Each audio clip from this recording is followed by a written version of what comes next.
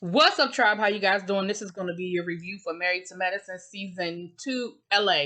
Season 2, Episode 8. So I'm a little behind. I'm going to give y'all Episode 8 and 9 today, you guys. Sorry about that. Y'all know I was traveling. But we start off where we left off the week before with the girls consoling Amani. And I think she was really happy but surprised at the same time at the immediate response that she got from especially somebody like Shanique, who immediately was like, girl, what do you need? I'm sorry to hear it. We're here for you, whatever it is that we can do. I think that is definitely the right response. It was definitely what Amani needed to hear. It was a little interesting to see Jasmine sort of off to the side, like unbothered. And then at the end, she made this whole big production about coming over to hug her. So I'm sad, but I'm here. But anyway, they decided they're going to do a girls' weekend. And so they're going to take Amani down to, well, Amani took them down to Palm Springs. But they're just going to have a girls' weekend to just, have a good time, forget about what's going on, and let Amani, let her hair down, so to speak, because Amani ain't got no hair. The ladies took a party bus down, and honey, they had edibles, child. They was high as Cooter Brown. It was fun. And what I always love in these shows, we like the drama, we like the silly, we like all of that, we like the mess. But I also like when I see the ladies just genuinely having a good time and getting along. And that's what they did. There was no shade, there was no drama. On the bus on the way down, they had a great time. There was let me rewind a little bit. There was a really great moment with Amani and Idris. They talked about how they sat down and told Idris. And she asked him how he felt about it. And he told her how he felt. And, but she said, listen, emotions are okay. Whatever you're feeling is okay. And if you feel sad, if you feel like it's too much, you let me know. If you're feeling like you're doing your ups and your downs, you let me know.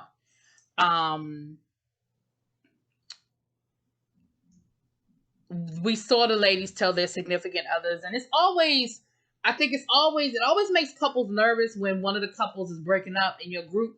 When you got a couple in the friend group that's kind of going through something, it always, I think, makes everybody a little bit maybe re-examine and make them a little bit nervous about what they're doing. But everybody was, again, supportive. There was no shade. There was no underlining.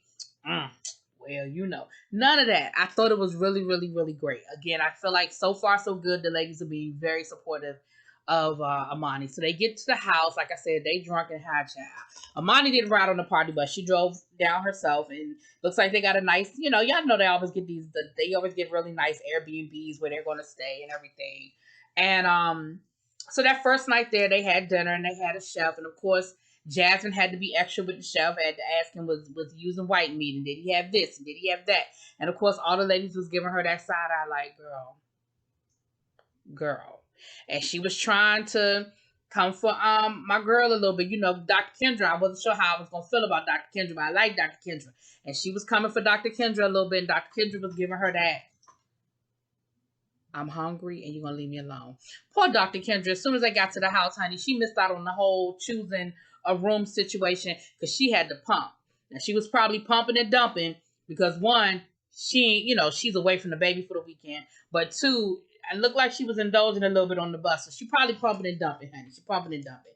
But this her first weekend away from the baby, and of course she is like, listen, I'm going to enjoy this whole weekend that I'm away from. Not only am I away from the baby, I'm away from the husband, and I can just be footloose and fancy free for a few days. And I think she needs it as much as Amani needs it,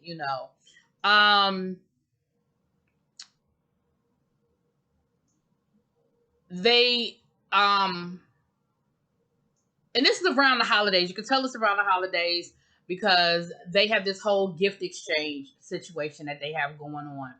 And this is where things do start to get a little shady. Jasmine, well, let me rewind. I think I'm trying to rush through it because I know it's an old episode. I'm sorry, y'all. But part of it was, they asked Dr. Monty, well, who was going to get the rooms?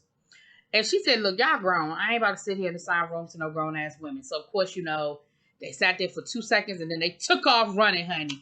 and they were running and jumping and knocking each other over to get to the right room, to get to the rooms that they wanted.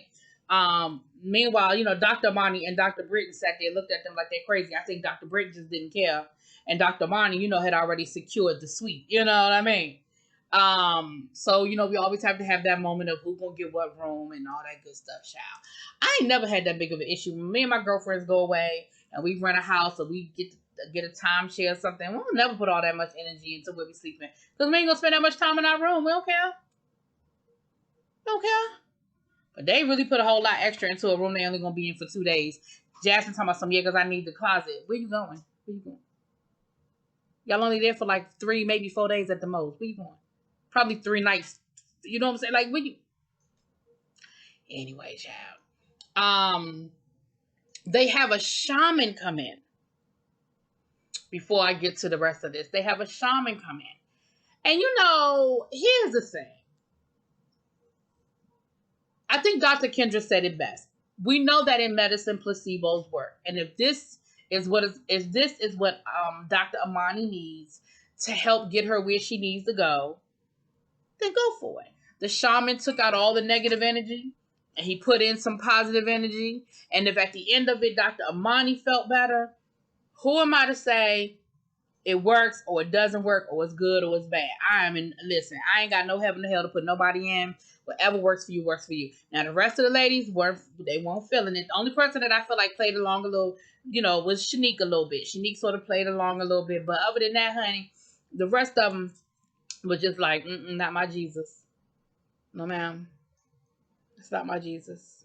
It's not how my Jesus works. But again, it's different strokes for different folks, honey. Different strokes for different folks.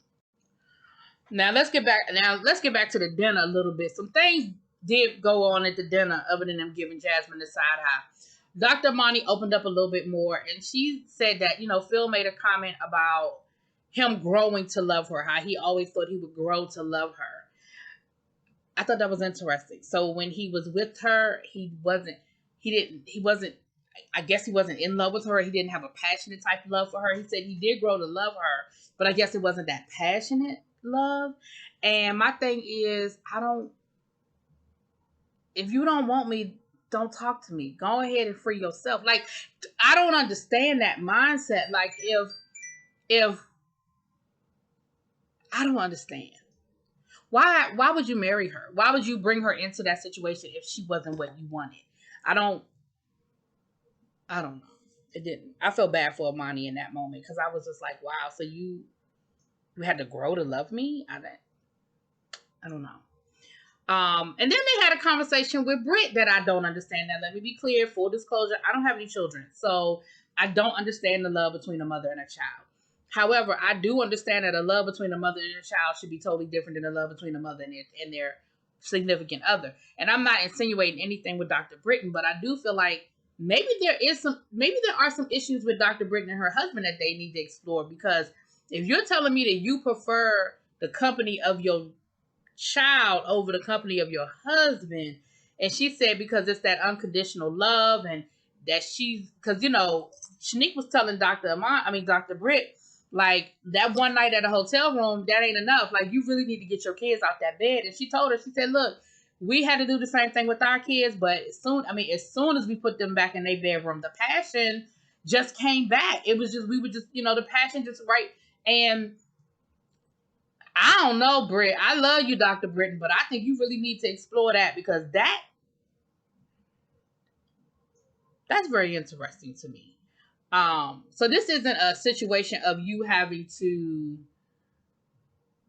wean him away from y'all. You have to wean yourself away from him.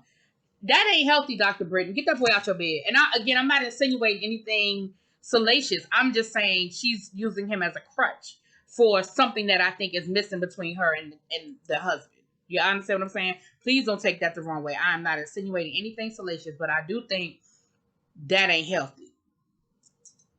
Now, let's get to the gift giving. So the ladies are gift giving. Oh, okay.